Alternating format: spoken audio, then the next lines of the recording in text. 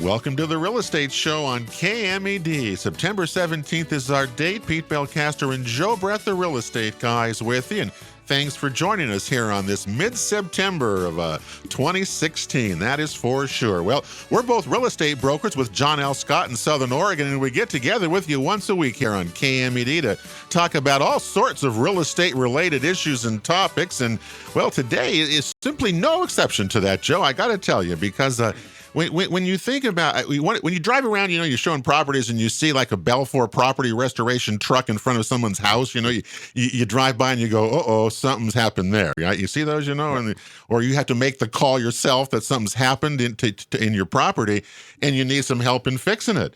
And it's something that I don't think about that often. Do you? I mean, I really don't. I have to say this.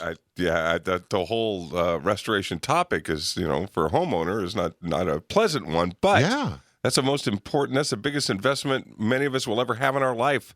So if you do have a problem, or even by no fault of your own, have a situation to deal with, well, it's good to have experts on your side from the get-go moment. Well, it certainly is. Well, Jim Eisted is from Belfort Property, let me get that right, Belfort Property Restoration, and they're one of several companies that do that around.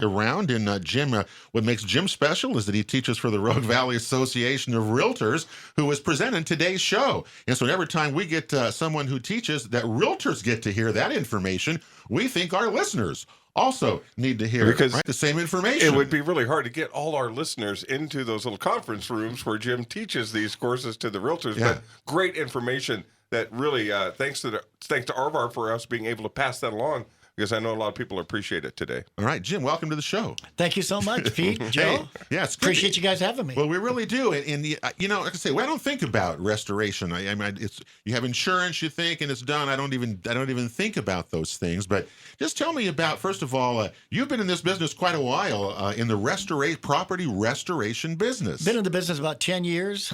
Been 7 years here in the Valley. Yeah. Before that, over in Klamath Falls area. But, it's an interesting field. The folks that see me when I show up really don't want me to be there, but they do need us. Yeah, so it's like a love-hate relationship, isn't it? I'm so glad to see you, but what you're going to do, I can appreciate that. And tell me, is the business of property restoration, and you and I had Jim and I met earlier in the week. We had breakfast, actually. It was really cool. I learned so much from him during that hour. But is there a lot of activity going on in this thing? I mean, are you busy? Are you busy all the time? Or tell me what that status is about that. It's it'll cycle periodically. There are some times that we have a lull in the business because nobody's had a loss. Somebody has to have a loss for us to respond. Mm-hmm. And when we do that, we try to do that expeditiously, professionally, and ensure that they get back to pre-loss condition in the shortest amount of time. Now, what are types of losses? You say you have to have losses. Yes. Tell me what qualifies as a loss for any kind of service. Tell me all the things I don't want to call you about. Those are good questions. What happens is, for an example, we do what they call program work, which is with all of the insurance companies, mostly large insurance companies, the State Farms, the Allstates, the Farmers of the World. We do work for them. We're on contract with them. So when one of their clients has a loss, they'll call the 1-800 number. They'll say, we have a loss for you. It's at 212 Smith Street. Go out and see the client, see what's going on. First thing we do is call the client, find out if the water or the source has been stopped, and ensure that the conditions are safe for our folks to get out there and work. And then we make a scheduled time to go and meet with them and evaluate the problem. All right. So you mentioned water. What types of losses do people experience in this type of area? In this area over here, in the Rogue Valley, we have a lot of absentee owners. For example, yes, folks will come up on the weekend to their home that's here in the Rogue Valley, and they found out that a pipe is busted, and there may be water throughout the house. And it could be a significant loss. Something like that could impact every room in the residence. Uh-huh. So we do cover those losses, both large and small, to the tune of the person whose toilet overflowed and got the bathroom wet and the hallway wet because of a malfunction on a valve, or the toilet itself was unable to flush correctly. See those things, types of things out there, aren't they? And they could if you don't catch them quickly, they're just gonna be a disaster, aren't they? Yes, they are. Geez. You also run into the appliance stuff, an ice maker line that's leaking or may have burst, the dishwasher that's leaking that you don't pull out all the time. There's a slow leak back there. You need to check on those things. And one of the things, Joe, that I learned from Jim is that if you have like a slow leak that's been leaking, over time, and you've never caught it until it's too late, but it's been happening for a long period of time, that doesn't qualify for some insurance purposes versus a sudden type of thing. The toilet backed up, it just went this way, or I had a busted pipe and this kind of thing happened to me there, right? Is that correct? Exactly. The telltale thing on that incident, really, Pete, is once you pull the refrigerator or dishwasher out and there's black mold there, it's been leaking for quite a while. That's the giveaway. Yes, and should have been addressed. Now, you brought up the word mold, okay? Yes. And let me tell you, I've been to some classes with this, Joe. And I've told you that the pictures that the presenters were showing of mold. I'll talk about a deal breaker. Deal breaker, you're crazy. Okay, this is true. Jim, what mold? What? Tell me that's what. Well, there's various species of mold. Stechabachi being the black mold that you see that's the worst. It's called Stechabachi. Yes, and some of the issues you have with that is that a lot of homeowners, their policy, they have no mold coverage. So you'll go in and you'll evaluate. Hey, you have a mold issue. You really don't have coverage for it. It does need to be addressed. And they generally will pay out of pocket to do that. Some have coverages up to $5,000. If it exceeds that, then it's an out-of-pocket expense. Would a consumer have to ask their insurance company? They should always evaluate that when they get their insurance evaluated. Right, that's like a little red flag, I think, for our listeners. Oh, definitely. Definitely. Even take a look at the policy you have in place. The existing policy you should ask your agents about that. And if you don't have the coverage, I think it's relatively inexpensive for that $5,000 initial. And if it's a small problem, it's generally taken care of under that. Well, that's one of the issues in a couple of weeks in terms of insurance. So what you're saying is that so Stechabachi, that type of thing is not covered, much like if you don't have earthquake insurance or flood insurance, right? It's not going to cover your general insurance unless you have that specifically. Unless you have mold coverage, yes. I did not know that either. No, do you have mold coverage at your house? No. I don't either. And the probably state firms are really nice. And this is where I wrote that into my policy for me, but I'm going to check. Well, this is where you better go look and see if you have mold right now in your house. I mean, I'm going to go pull the dishwasher, the refrigerator. I got my weekend's shot now. Thanks, Jim. Thanks. Yeah. Sorry, Joe. There are some coverages. For an example, you have a busted pipe. The pipe is busted. It's 90 degrees out. You're out of town. You come home and find this. Mold can be generated in 3 or 4 days with that kind of temperature. Not so in cold temperatures. But once it gets generating, that mold would be covered because it's caused by the water loss. Right. So when you're teaching in your advanced mold remediation course, what are the things that you tell agents about prevention, or how do I mitigate this to or prevent it, or identify it? I mean, think about that too when you're talking to you're going to list your house. I mean, taking a listing or taking buyers to see properties, because you need to sharpen your eye. And those are things you have to disclose. And that's on us as brokers too. Yes, to be aware and knowledgeable of that. You got to disclose those things. Definitely. The other thing when you're dealing with it is mold itself. You could detect that very easily by the discoloration in the drywall. Or the structure itself. Once you see that, you know it started. You need to act on it. But the way to alleviate it, the best way is as soon as you have a water loss, call the professionals. Call the folks to come in and take care of it. Come in and dry out the facility. Once it's dried out correctly and professionally, using air movement and dehumidification, you will find that you won't have any secondary damage. You will not have mold.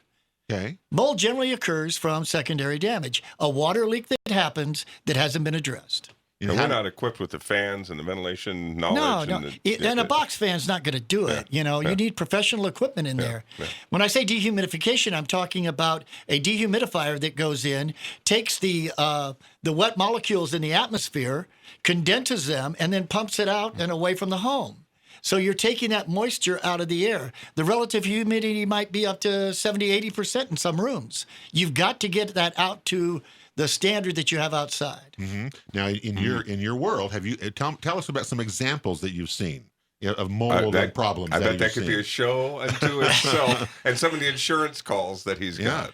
Well, it's interesting that you go to the homes and you find it, and you ask yourself, folks, why did you wait this long? Why did you wait? Why did you wait this long? I don't know how we're going to ensure that you get coverage for this particular loss if it's been neglected for a long, long time. Now, if you're in a rental property, I mean, you should immediately contact the landlord, or the property manager if you see discoloration kinds of things like that. Do you see that in apartments too? Yeah, it's interesting. I live in All Cities, one of your sponsors, facilities, and they check their residents every 6 months. Yeah, they do. They come through and they make sure that the faucets are working correctly, that there's no leaks anywhere. I mean, they do a very thorough inspection of your home. Yeah. That's So smart. I think that any folks out there that have those kind of facilities, that's what you need to do. Even if you have a residence, check on it periodically. Don't ensure that you just got great folks in there. Yeah. Now, I've heard that some people, when you see it, it's just starting that. They're going to go do it themselves. Yeah, the bleach. They use bleach, right? Is that effective? Is that I mean, where do you recommend that? If it's there, something is causing that to happen. So there is water leaking somewhere that needs to be addressed. So the bleach is just going to cover up because you haven't got to the problem which is behind the wall, right? I guess you that's are what masking it, not addressing the issue. Something is happening behind the wall to grow it. Exactly. Because mold won't grow unless it has moisture, right? Correct. Correct. Right. So underneath your house. That's why you need that dehumidifier. Always. Yeah. Where else? Where do you see it though, Jim? You can see it in crawl spaces, depending if there's. For an example, in crawl spaces, if they have a hot water line that breaks, the supply line to the home, to the hot water heater. If they have that line that breaks under there, and it's a significant leak, and it's hot water in itself with temperature, plus the ambient temperature, you're going to generate mold pretty quickly. The craziest picture I ever saw of mold was in a house that was used as a marijuana grow that was vented into the attic without ventilation. Oh, wow! And that moisture gets up there and it's trapped. And it didn't go, and it grew. There was the oddest. Can you imagine? Well, you got to go clean that up? I mean, they're going to hire you to go do that, right? If it's their facility and they have an issue, then they need to call the professionals. That would be us to come in and take care of that problem. Yes, because you couldn't even begin to do that yourself. You almost think you just have to take the roof off and start over it. Actually, what happens with that, Joe, is that you go in and first off, you determine you have to go in and do testing. So you test it, right? No, we have a separate entity that does the testing. Okay. That's because of liabilities. We want to make sure that the homeowner is taken care of professionally. Right. So we have an environmentalist come in, an IH, that'll come in and look at the situation, take samples, pre-samples, set a protocol, how he wants it cleaned, what needs to be done to mitigate the problem, and then he would take post samples after we're finished, and then clear the structure. Yeah, but this isn't like getting the ammonia bottle, the ammonia bottle out and pouring it over and away we go, is it? Not anymore. Wow. And for example, I mean, clearing the structure ensures that person that wants to sell that property, if they have to disclose that was an issue, it's cleared now. There's no problem there. It's all been taken care of. Those friends of yours that do the testing, that's where you learn the cool names for mold, huh? Oh, got it. They're they are the gurus of it. Yes, and I could see why you want that pre-testing and the clearance at the end. Definitely, the hands of really qualified professionals. Well, can you imagine, Joe, if you come in and say you find the house you want and you do the home inspection, and the inspector is going to find evidence of mold in that place. Yep. I mean, that really just puts a big halt on a buyer. Yep. And the seller then has to disclose that, and it's going to have to fix it, right? I mean, the homeowner will fix it. The homeowner will fix it, but what you risk when you're doing that, prior to fixing it, having someone look at the property, they generally get scared. Yeah. They might look at another property and say, no, I'm going to pass on this one, right? Simply because of that, when in fact it can be cleaned and taken care of professionally. And part of that reason as agents is you're telling people, you got to disclose this. The price could come down on the seller if you don't take care of it. Sure. And I think that some people put that off. And then once it comes up in the can't put it inspection, off. it's out there on the table for everybody yeah, to deal with, yeah. including the mortgage company and the appraiser and everybody would come along. Right, and this is one of the things. Remember, health and safety issues when you're selling. The seller needs to take care of those, and that mold would certainly qualify in having to take care of. Right? I really think that. One really important point we have to factor in right now: the limited inventory. The buyer may not have the ability to just walk away and go find a new property. Some of them have been looking really hard and really long to get to the ones they have. So, again, having it mitigated by professionals that can guarantee the living conditions are going to be everything you want and expect them to be. That's a viable solution on both sides there. Oh, definitely, Joe. And what I think... We're going to have to go. You have to hold that thought there, Jim, because we got a break coming up here. We only talked about mold. We haven't even got to water and fire restoration mitigation yet. We're with Jim Eistedt from Belfour Property Restoration, presented by the Rogue Valley Association of Realtors today on The Real Estate Show. And we are coming right back to KMED right after this. The Real Estate Show rolls on KMED. September 17th is our date. Pete Belcaster and Joe Brett, the Real Estate Guys, with you. Don't forget, you can check out any of our past shows at realestateshoworegon.com. We're also on YouTube/Real Estate Show Oregon. Hope you check those out. A lot of great shows in the past there. A lot of them, think about that, all the great topics and things. I got to tell you, though, Joe, I was a little bit surprised by the stats for the summer, the June, July, August, stats that came out last week in Jackson County. Think about this. A year ago, during that same time period, there were 841 residential sales took place, and this year, 709. That's a big drop. Yeah. Even rural properties down a quarter. So that land rush seems to be over in that particular area. The only area that's up kind of is new construction, which makes Brad Bennington, our good friend from the Home Builders, from the Builders Association, happy. And by the way, a shout out to them because this is the weekend of their home tours. So I know a lot of people will be out for that. A lot of people just enjoy, even if they're not really in the market right now or just looking for ideas for their own home and their own floor plans.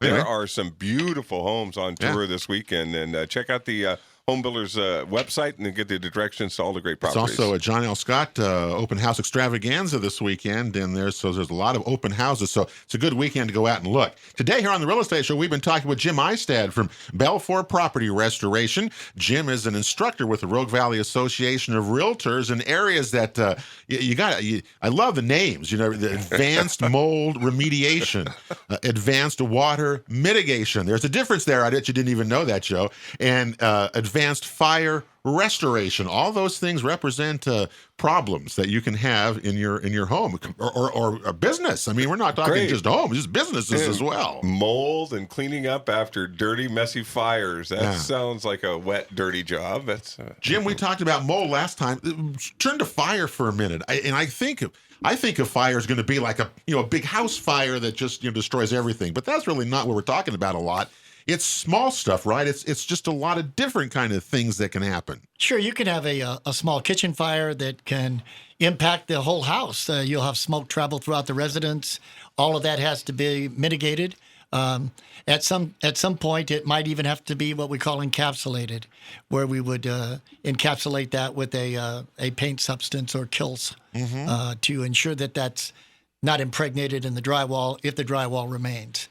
Most cases, the drywall comes out, new drywall goes in, tape texture repaint, and you ensure that that you're not going to have a problem.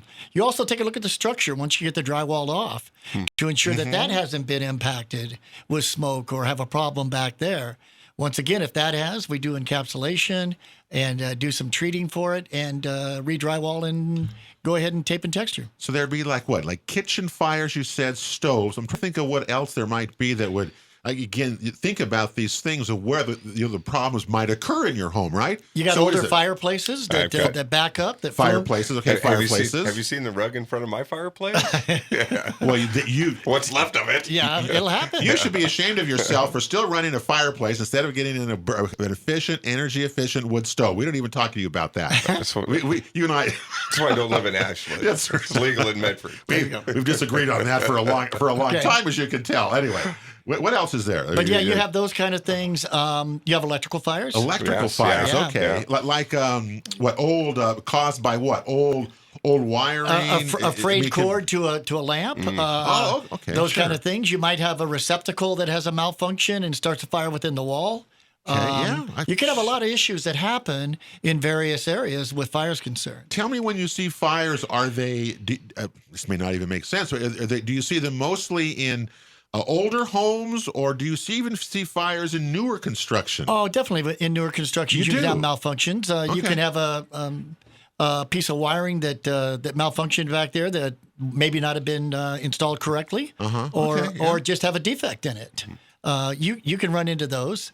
It's not just older homes, nor. It's not just older. Okay, No. All right. We had there was an interesting situation. There was a fire over in Central Point where one home was impacted, and that home gave off so many BTUs that it affected the house next to it. Wow. Okay. And so we went into the house next to it, and it's a major carrier that we do business with, and we went in and we're doing the remediation on that. We're doing the demolition, and we're going to do the rebuild. Wow. Yeah. So it's a huge task. It takes a lot of resources, and it can be time consuming. The permit process just to rebuild is cumbersome. This is not a do-it-yourself type. No. Situation you got on your hands. No. You got trusses that are impacted. You got engineering that has to happen. Right. So it's huge. And do the insurance companies that call you, do they want you to do all of those kinds of things? I mean, are they going to? I mean, is it difficult working with insurance companies? Actually, the way it works, guys, is the adjuster may come out from that insurance company who teams up with our estimator. We use a billing process called Xactimate, the same as the insurance adjuster is going to use. So we will both write our estimates and look at what's going on, submit the estimate to the adjuster, and they normally look at it and say, yeah, we're right in line. Let's go forward. Yeah. Yeah. And you got to be pretty good at it, or they're not going to come back and use you again, right? Exactly. So you gotta Exactly. be, and there's also competition in the business, as you were telling me That as is well. correct. There's several businesses that do this, Yep. and you're all in that same kind of boat. What's interesting about Belfour, I did learn, as I looked up some of the stuff on them, Joe, was that it's a national company that does not franchise.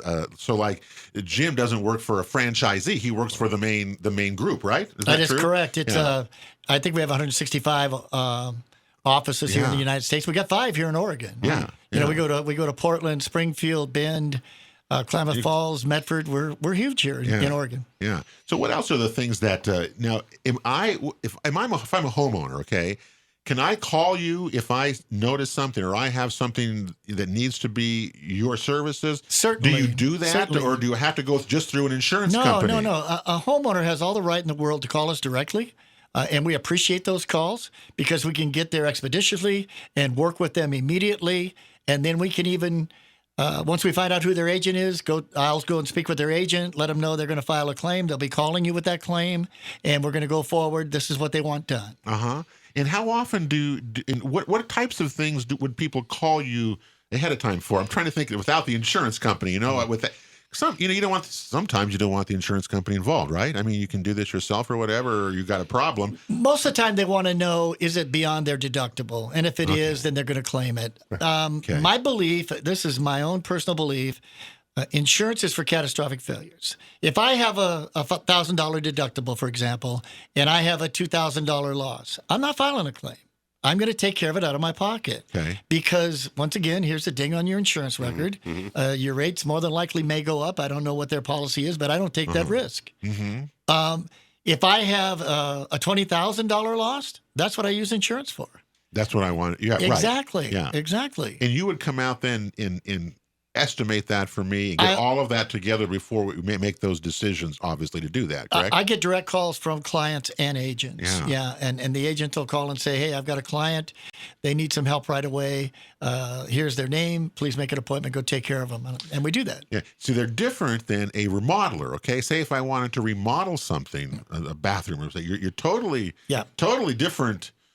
I mean, everything. I mean, you're not even the same league here, right? No. We just do the restoration. Yeah, but the restoration, you've had a loss in order to get the restoration done, right? And by the way, it's in the place that I live, and it could greatly be What's that? affecting the quality of this loss that's happened that I've had to call Jim for. Sure. It's in my house, and I'm being very inconvenienced by these things that need to be restored. I do want that quick and expeditious response. It's really Let's talk about crucial. Our water loss. That's your living. Yeah, our water loss is the most. Yeah. Water loss is the most. Exactly. Let's speak to what Joe was saying there. It's your residence. You want it back as soon as you can to pre-loss condition. It's intrusive. Yes. It's time-consuming at times. It's not a fun thing, and it's the service that we provide that make us who we are at Belfour. Okay. Other companies have DHUs and air movers just like we do. But it's our proficiency and professionalism that allows us to be a cut above that. And that's what most businesses, we see our agents, that's exactly what you do. You're a little bit like a real estate broker. It helps to have a little counseling, maybe, or Oh, yeah. to have psychology background in your educational. Well, the best line is people love to see him, but they hate he's there. Yeah, that kind of exactly. thing. I think that's really true. But we really need you. But we Jim. really need you. We've got one more segment to go. We're with Jim Ison from Belfour Property Restoration today, presented by the Rogue Valley Association of Realtors here on the Real Estate Show. Thanks for joining us. We're coming right back to more to KMED right after this. The Real Estate Show rolls on KMED. September 17th is our date. Pete Belcaster and Joe Brett, the Real Estate Guys, with you. Don't forget, if you need any real estate information, Joe or I are here to help you. We love doing that. Love hearing from you as well. You can email us at peterjoe@realestateShowOregon.com. Of course, website has all of our contact information there, so please do so. If you should need a good restoration specialist, we know one. We do. He's with us. I hope you don't have to call us for that, but we'll get you in touch with him. He's here today. Jim Ison from Belfour Property Restoration here on the Real Estate Show. You talking about water. You said water mitigation is like the top. I mean, that's the biggest thing that you have to deal with, correct? We have more water claims than anything else. More water claims than anything. I remember one, our good friend Joe, Dr. Cullen, down in Ashland, a dentist.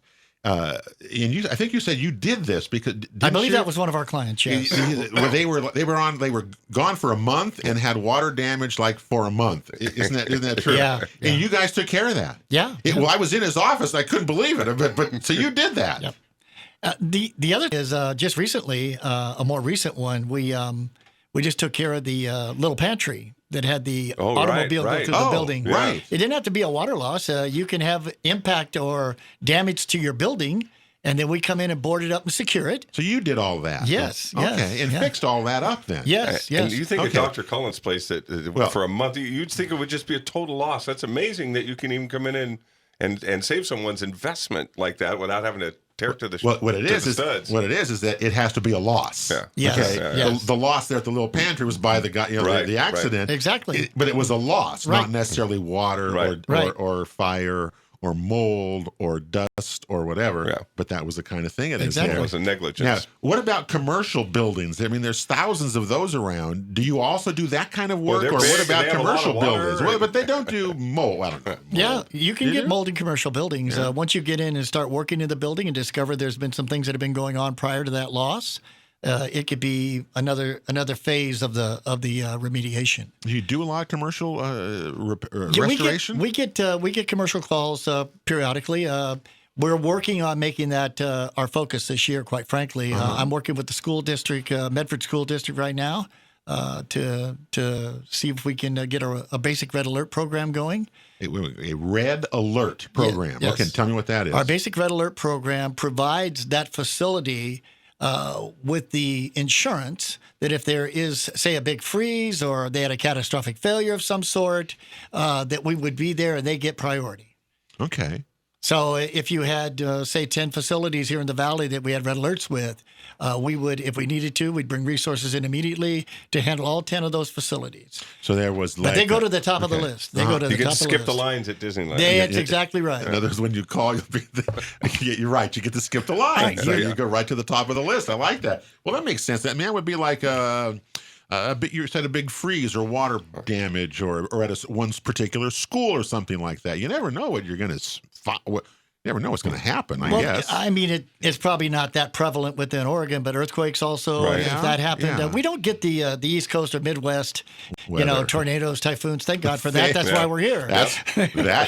Jim, you hit that right on the nose. That is still can't figure out exactly why what most everybody people live says. there. And then do it again next year. Yeah, I don't know. Yeah, well, that's really true. Yeah. Right? So those are the things then. I mean, we've covered all of those, the kinds of areas that property restoration entails. Yes, sir. And so whether you are selling a house, remember, if you're selling a house, you need to you need to take care of this. If you have any problems, I mean, you're going to find them, and you're just going to lose money if you don't, right?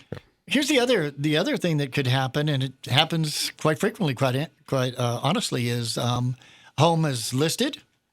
They're away for the weekend. They come home, they got a water loss. Oh, okay. It's got to be taken care of and expeditiously so we can get it back on the market. Yes. You don't want people looking at the home when it's in disarray. No. Once again, it's a fear factor, and folks say, "No, I'm not going to do that." Mm-hmm. Even though you're going to get them back to pre-loss condition, sometimes maybe even better than it was. Yeah. What's the worst water loss you've seen in your time? In the freeze a few years back, Okay. as far as residential, I've seen homes out near Immigrant Lake, close to $900 to $1 million homes, 2-3 stories, all levels affected with water, and boy. a complete gut. All the drywall comes out, all the cabinets, Wow. countertops, because you can't dry it out otherwise, and it's a huge undertaking. Those are 4,000 or 5,000 square foot homes. Yeah, those are like $30,000-$40,000 mitigation. I was going to say that's cheap. It sounded like to me no almost doubt. there when you start that, because I It can is. imagine. I mean, this stuff is not cheap to get No. completed. No. It isn't, and it's specialized kinds of things. What about asbestos? Do you do asbestos kind of mitigation? We have a whole environmental arm of our company. Our environmental division takes care of any of those type of things for us and other folks. There are outside entities that hire our services. Mm-hmm. So we're a huge entity as far as the environmental side of the business is concerned. It seems like, and that seems to be obviously a big concern today. I mean, more so than maybe it used to be. Right, and if we go into a home and we test, we have to test all drywall based on the fact that we found some newer drywall that was asbestos ridden. It came from. And there was Chinese drywall problems, right? Wasn't that I think that's what it was, but it was certainly a foreign source. Yeah. But now we have to test all drywall before we can even start doing the dry out. You test it all before you even dry it. Yes. See how far that's come. My son, his house in Texas was all done with Chinese drywall. He got a brand new house because they had to go in and take everything out of the interior of the house and start over. Yeah. My goodness! I mean, can you imagine the kinds of Let me things give you the that. reasoning for that. For an example, if we tested and we started air movement and dehumidification, I've got asbestos particulates floating throughout the home. So now I've contaminated the entire house. Yeah. But once I know that it's there, I can build containment, contain that area, cut it out, start the dry out process after it's remediated. Yeah. The bottom line is, folks, don't do it yourself. Exactly. Because, you're just calling for trouble. You want someone like Jim to call and to come out and help you there. Jim, how can someone get a hold of you if they'd like to? They're at Belfour Property Restoration. We're at 449 Peck Road in Central Point. Our phone number is 541-664-5454. Yeah. And again, Jim teaches for the Rogue Valley Association of Realtors mold, water, and fire remediation, mitigation, and restoration advanced classes.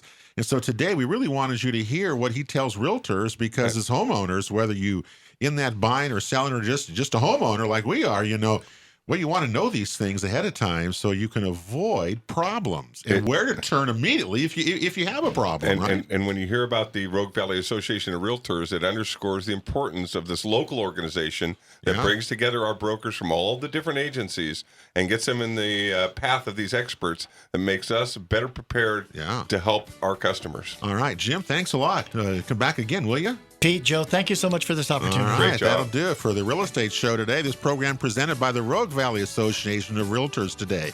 That'll do it for Pete and Joe here this week. You have a great weekend, everybody, and God bless, and we'll see you next Saturday right back here on the Real Estate Show on KMED.